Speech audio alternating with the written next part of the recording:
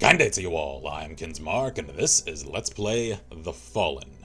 Currently in early access, this game is set amid the civil war in Ukraine, so as someone interested in that culture, I am eager to check it out. A cautionary note, however, as this is rooted in current events, this could get fairly heavy moving forward.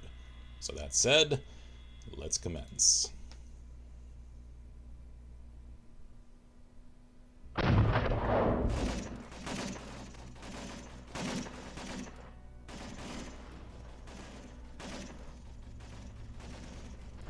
Alright, controls are fairly straightforward.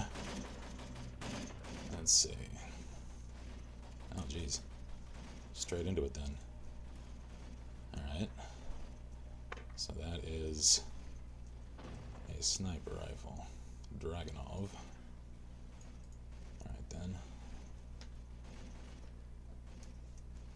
Since I haven't any circumstances for my character, I don't know. I'm hesitant to shoot at anyone. That is Russian gear. Yeah, because I think that looked like Spetsnaz kit.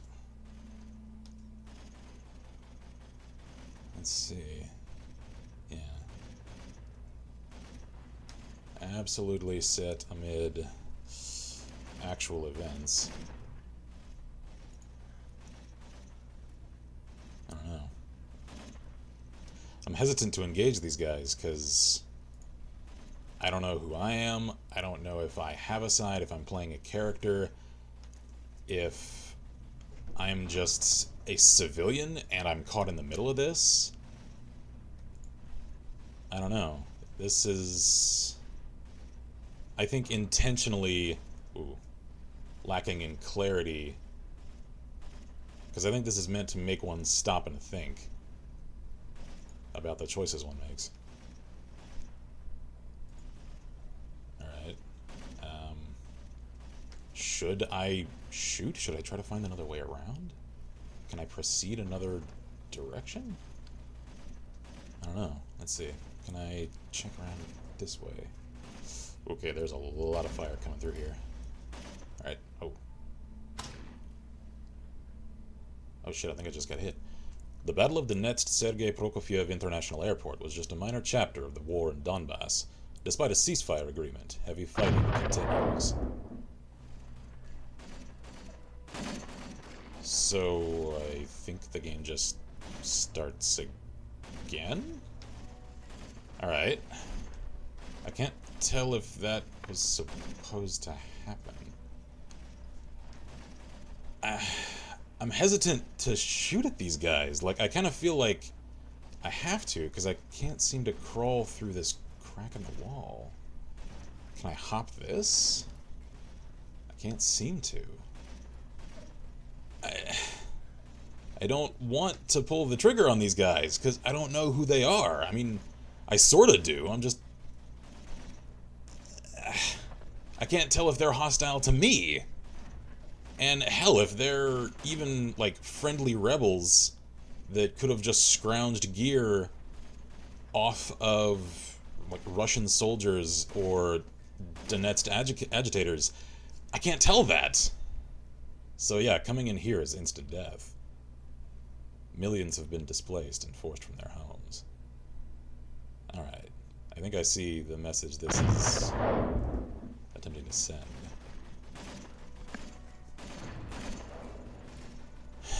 So, I think it's communicating that idea that, man, as heavy as it is, clinging to morals and ideals, you know, the rules of engagement, that sort of thing, caught in the middle of all this. Those are ethical luxuries you can't always afford. So, should I attempt to shoot at these guys? Okay, so they're charging forward from that direction, and they seem like they're trading fire with these guys. So yeah, he's shooting at something that way. That looks like some sort of armored vehicle firing. Alright. Ah, man. Alright. I guess I'll engage the guys that look like Spetsnaz. I mean, even they have similar gear to these guys, though. Because here's the thing, I am fairly informed, at least as one, that lives in, the cushy American life as I can, about the conflict that this is depicting. Because as I said, I have an interest in the culture and the people and the current events, and so I'm attempting to keep my assessment of some of the factions and everything that are at play in that conflict from coming out here, because this just isn't the place for it. And yet, I feel like that's exactly the point. Like I said, that this is trying to communicate that, a combat zone like this isn't the place for principles, sadly enough. So, just for the sake of seeing the sort of experience this is attempting to set up for me, let's see what happens if I engage. Make it fast! Томас вырос в тяжелых условиях, без отца. Еще ребенком он был особенно спокойным и сконцентрированным, и без особых проблем закончил школу. Но учеба в университете была невозможна, потому что у него элементарно не было денег. Поэтому он устроился работать на заправку. Часто приходилось работать сверхурочно и по выходным, чтобы откладывать деньги на переезд в столицу.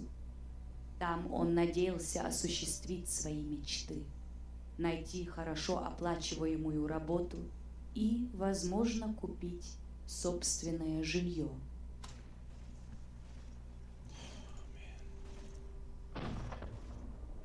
And I can't tell if that was talking about me or the man I shot. Let's find out. Oh, shit. Missed.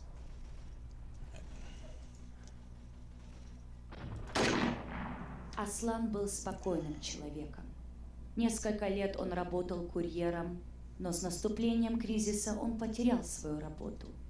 Это был немногословный человек, который редко показывал свои чувства. Вообще-то только тогда, когда по телевизору показывали футбол. Тогда он мог кричать от восторга и прыгать на стуле. Его любимым игроком был Артем Дзюба. Аслан не пропускал практически ни одной игры, в которой принимал участие его кумир.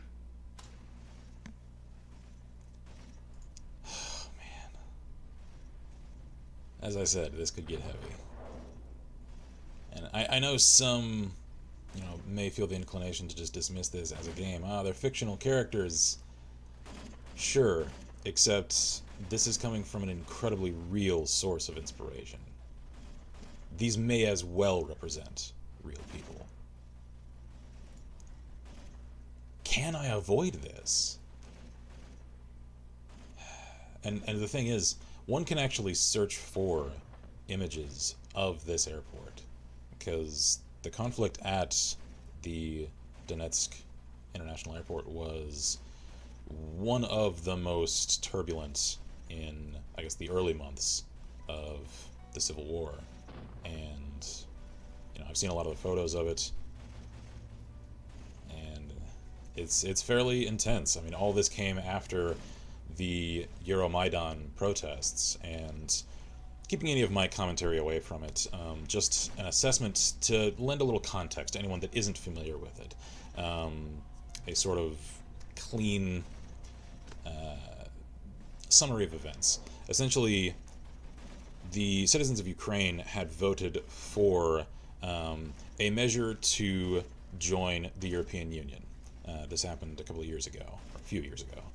And the sitting president essentially vetoed it. And so, cue the riots, the protests, and then something happened, the actual specifics of which still aren't clear, that set those protests to violence. And it came to a head across a several-month sort of sit-in cultural siege of sorts in the capital of the country.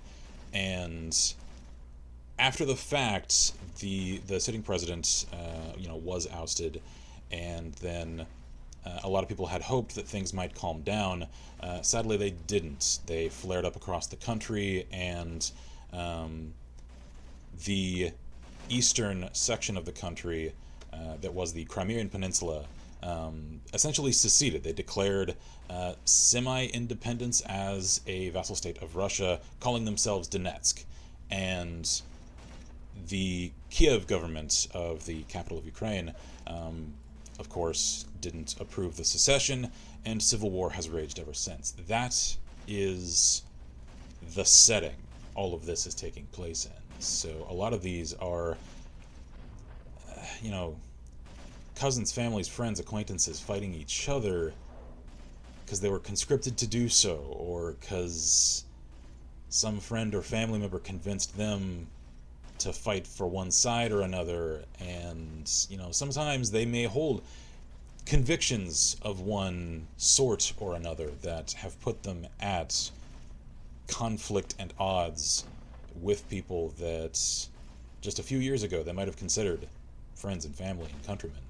And so, I don't know, something about it, because I've had a few friends from that culture, that sort of thing. This hits close to home and heavy for me, so. Alright. I know if I head down there, it's just gonna kill me. Alright, let me check something. If those guys are still there, if I go down. Yeah, because I get shot as soon as I come out of there. I don't think there's any avoiding that. So far, this war has killed almost 10,000 soldiers and civilians. A lot of them caught in the crossfire. Alright. Once more into the fray. Alright, so... are these men still down? They aren't. Alright, since I can't seem to scale this, and there certainly isn't any victory condition, I suppose let's just continue on. Alright. Sorry. Любимым днем Павла было воскресенье. В этот день был закрыт супермаркет, управляющим которого он являлся.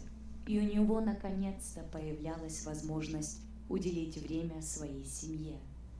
После рабочей недели, полной стресса, это был день, когда все дела можно было отложить. После продолжительного завтрака все шли на прогулку, которая затем медленно перетекала в основательный обед, за которым следовало минимум 2 часа после обедного сна. Его жене не нравилось, что Павел после этого мог часами лежать на диване, но он на это лишь кивал головой и усмехался. I think part of how this is communicating the emotional gravity of this as well is that because of all the firefighting happening there on the airfield and the parking lot, I think they can't hear the shots I'm delivering. So they aren't even aware enough that they can engage me. So it's forcing me to make a choice to just shoot these men. And I haven't even got the adrenaline-fueled ego of glorious combat to feel like I'm in any sort of right in it. It's meant to illustrate the ugliness of the fighting. Oh man, commendations to the developers of this, because they did a fantastic job at creating an emotional experience. Alright, I've seen that one already, so I'll cut it for you guys so that I can keep this at least as concise as I can. Okay, so should I dive in, the same characters appear. Самой большой страстью Изи были народные танцы. Они напоминали ему о его родине, которую он больше никогда не сможет увидеть. Даже будучи некогда простым деревенским милиционером, он организовал местные группы и крупную национальную встречу, на которую приезжали даже команды из соседних стран. Эти воспоминания придавали ему сил в жестокой и беспощадной жизни в эмиграции.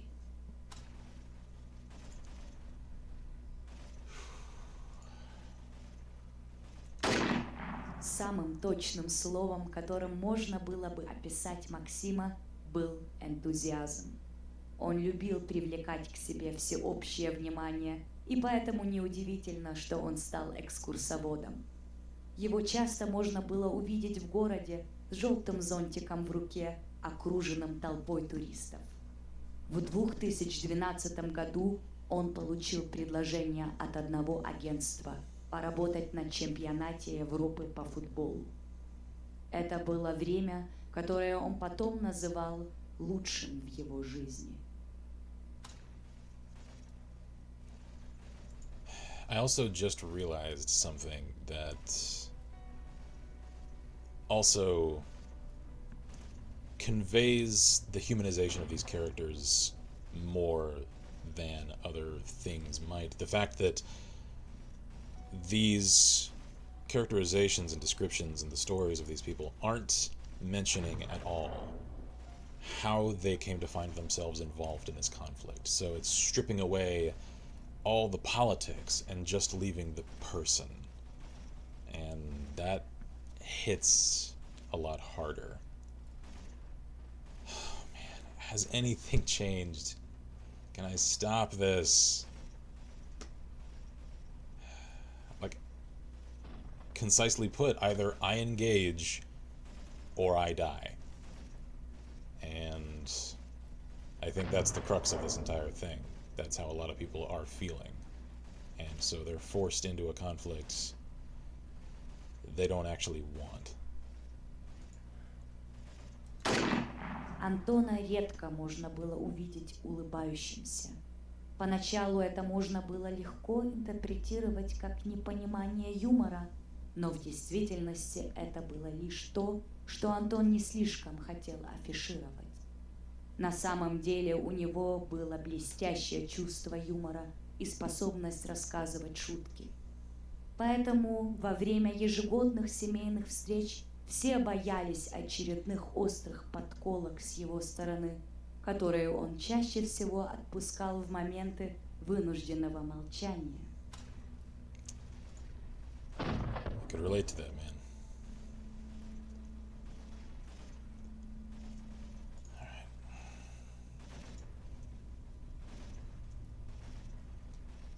And at this point, I think I've shot combatants on each side.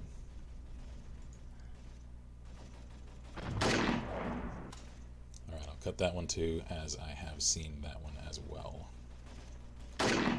Иван не был большим человеком, но это с лихвой окупалось его пронзительным голосом. Его громкий и доброжелательный облик полюбились коллегам по работе. Он работал на автомойке. Но в то же время он часто попадал в сложные ситуации после того, как выпьет. В итоге он потерял работу. Но Ивана, человека с множеством хороших качеств и талантов, не так-то просто было вывести из равновесия.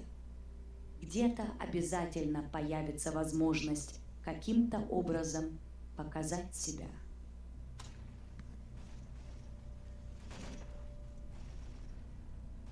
Alright. Cleared most of this field, of course. Soldiers keep filing into the positions of the guys that fall. I just keep hoping an artillery shell or something will knock a hole in this complex that I can crawl out from.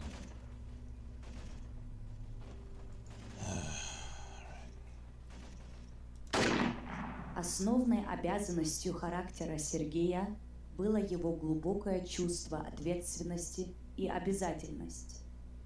При этом не играло никакой роли то ли быть первым при сортировке папок в офисе, то ли вовремя прийти домой, чтобы еще успеть уделить внимание детям.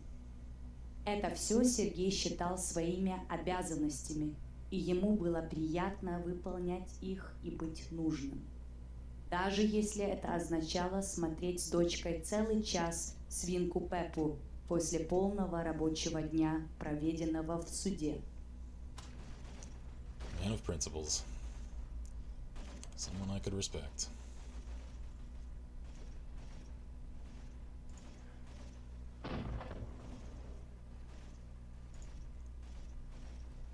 Alright, seems like it's just you left. Let's see if I can catch him in the open. Certainly can't get excited about the combat in this game, and that's the entire point.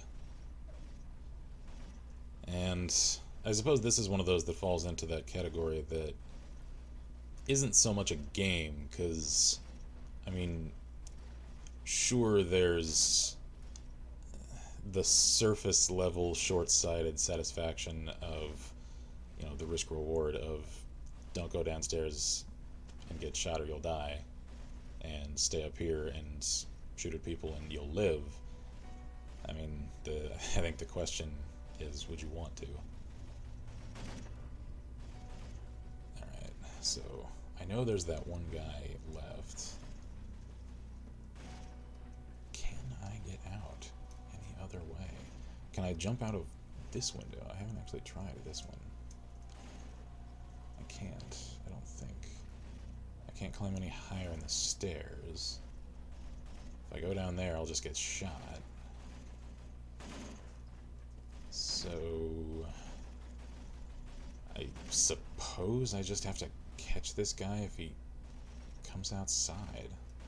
Alright, I can't seem to find that last guy I saw in that corner over there, so I suppose I'll see what happens if I attempt to cross this area. I mean, I know how it's turned out for me every other time. Let's see if I can actually circle around. Can't. Despite a ceasefire agreement, heavy fighting continues. Alright, so there are certain elements of this that I'd criticize under different circumstances. And yet I think they're part of the point here. Because I don't think I can actually finish this. I don't think just because I kill everyone that it actually comes to an end. And I suppose that feels startlingly thematically appropriate. So a lot of choices, subtle ones, were made in the construction of this experience and how it's all paced and put together and how it mechanically operates even. So I can just commend the creators for having constructed something impressively illuminating about a subject that could easily have come across crass and disrespectful and out of touch presented in the format that a game can ordinarily convey. This is an exception to that expectation. It definitely uses the medium well. So I can't comment much more about the conflict and scenario at work here, sans the injection of feelings that are personal. So I'll just say check this out for yourself if you're interested, because there is a certain weight that is conveyed through having to actually click the mouse, to actually pull the trigger, to actually make the conscious choice to kill the men on the field in front of you.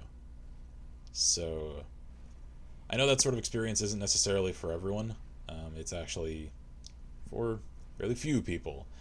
For those that can appreciate the sort of experience that this is attempting to convey, because this isn't an action game, this isn't a shooter, this isn't something to make you feel impressive in any way. It's in fact counter to that, quite so. Check it out, because this has left something that I can already feel as a lasting impression on me.